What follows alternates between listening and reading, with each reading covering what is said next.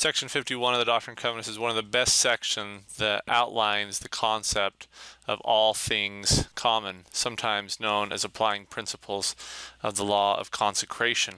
It comes about because if you remember, the Lord had told the saints in Doctrine and Covenants 37:38, these saints who lived in this place, by the way, this is a picture of Colesville, New York. This picture was taken about 1907. But if you remember, in December of 1830, in Section 37 of the Doctrine and Covenants, he told these Colesville, New York saints to gather to the land of Ohio.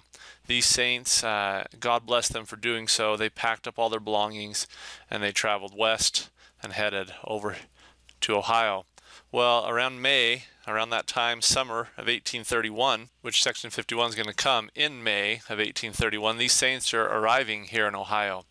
And the question becomes, well, what do we do for them?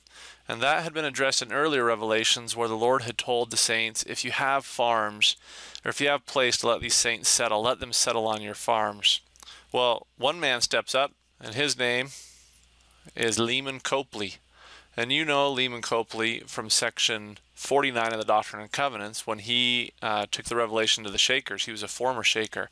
Well, he had a farm here in beautiful Thompson, Ohio, of 759 acres.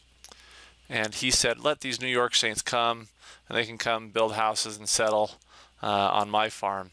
Knowing of principles of consecration that have been outlined in Section 42 of the Doctrine and Covenants, Bishop Edward Partridge, who was the bishop appointed there in this area of Ohio, he went to Joseph Smith, and he said, Joseph, how should we organize these saints? How should we do this? And the result is Doctrine and Covenants, Section 51. As you study Section 51, I would invite you to look for principles of consecration, but I'd also invite you to look for not just those principles, but applications of all things common, because that was one of the ways that they practiced this. I'll once again remind you, consecration is an eternal law, it's part of the celestial law. All things common is one implementation of the law of consecration. As you study Section 51, it outlines some of the best scriptural practices of how we should live both the principles of consecration and how they strove to apply it through having all things common.